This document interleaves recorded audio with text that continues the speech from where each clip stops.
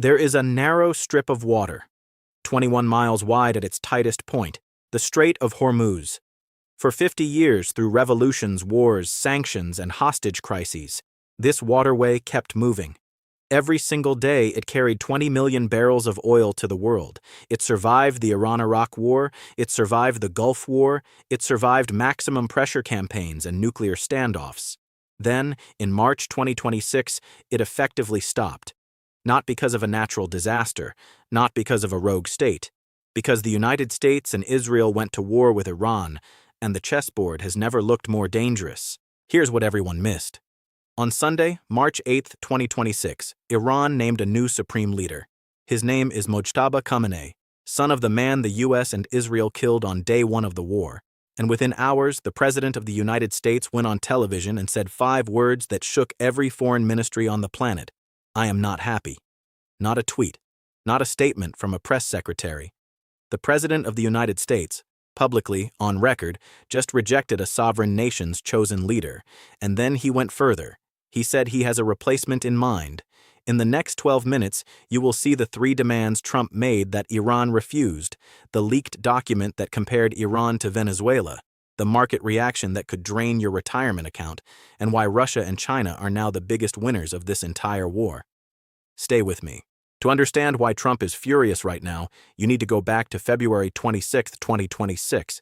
Geneva, Switzerland. Indirect nuclear talks between the US and Iran, mediated by Oman. Hours of negotiation. No deal.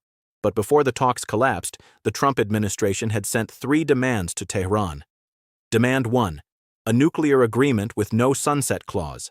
Permanent. No expiration. Iran's enrichment program. Gone. Forever. Iran called it an act of national humiliation. Demand 2.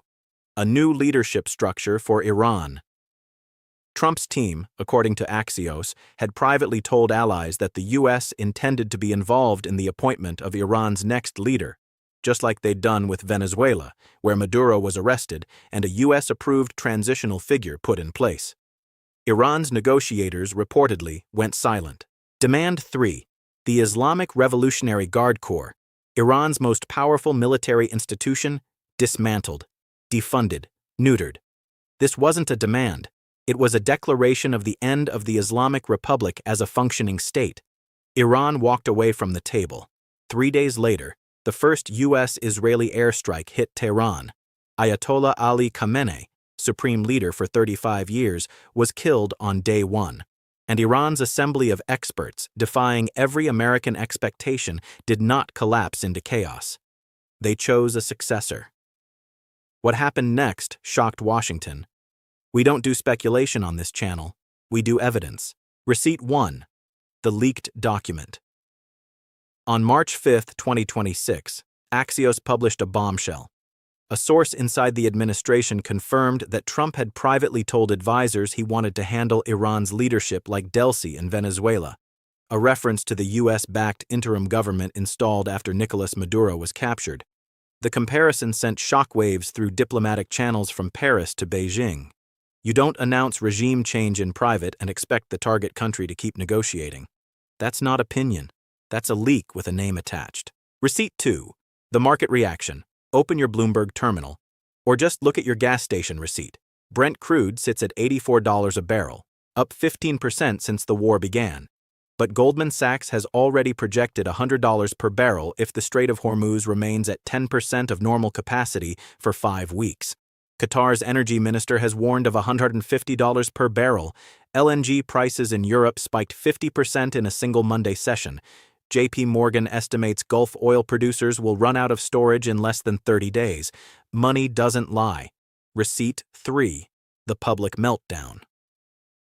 When Iran announced Mojtaba Khamenei as supreme leader on Sunday, the U.S. president called Fox News personally, not his communications team, the president himself. "I am not happy," he said. The next day, speaking to CBS News, Trump said, "I have no message for him, none whatsoever." Then he added, and this is the part nobody is processing, "I have someone in mind to replace him." A sitting U.S. president, publicly. announcing he intends to remove and replace the supreme leader of a sovereign nation of 90 million people. That's not foreign policy. That's a declaration.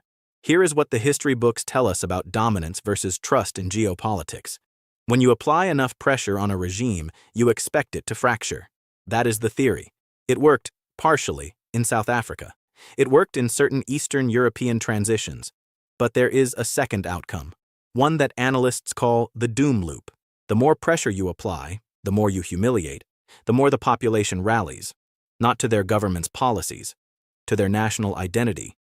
You give the hardliners the one thing they could never manufacture on their own, a villain. When Trump said Iran's new leader needs approval from us, Iranian state TV ran that clip on loop for 48 hours. Crowds in Tehran's Engelab Square chanted, "Either death or Khamenei, our blood leads to paradise." Mojtaba Khamenei, a man who had worked in the shadows for decades, never photographed, never quoted publicly, became a symbol of resistance the moment Trump called him a lightweight. Trump's dominance play required Iran to fold. Iran chose to double down. And now Washington faces the oldest problem in foreign intervention. You toppled the leader.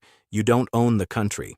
A senior Israeli official, unnamed, speaking to the Washington Post, said it plainly this week. "We don't see anyone who can replace the regime. I'm not sure it's in our interest to fight until the regime is toppled. Nobody wants a never-ending story." That is not victory talking. That is the beginning of doubt. Let's make this simple. Your car.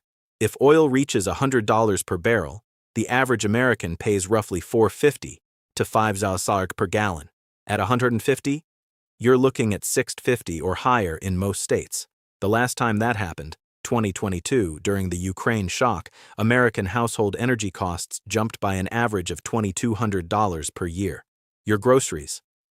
Oil doesn't just fuel cars, it fuels freight. Every tomato, every box of cereal on your shelf traveled through a supply chain powered by diesel.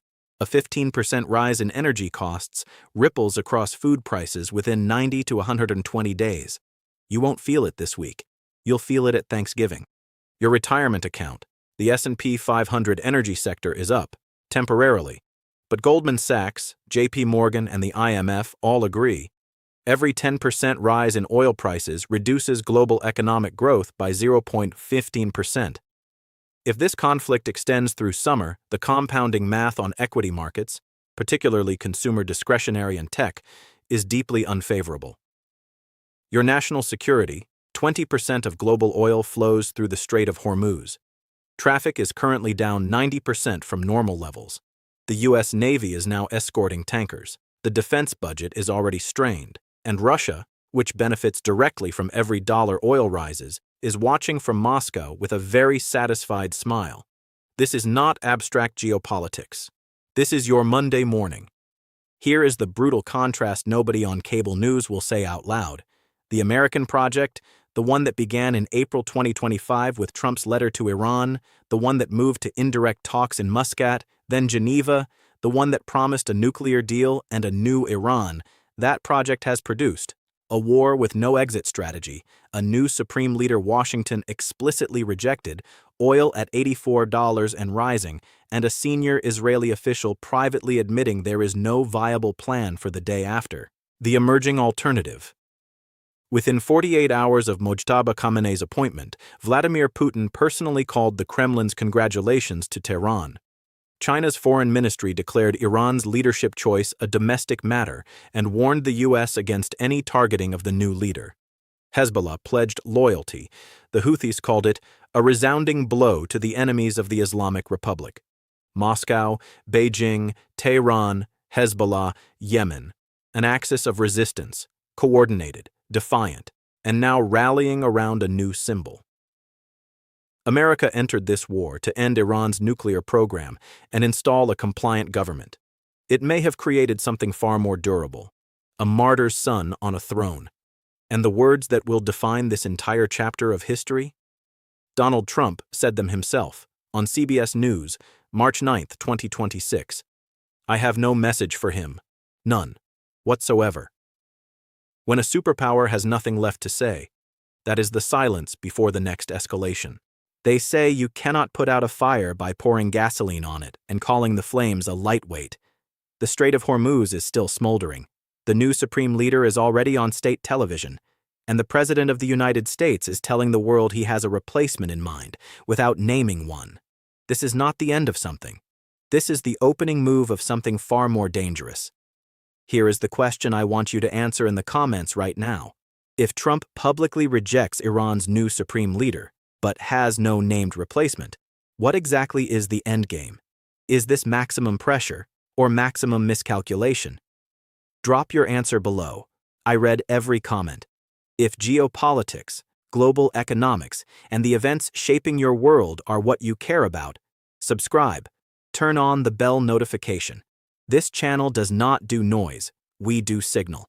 Because the next move, in Tehran, in Washington, in Moscow, could happen tomorrow.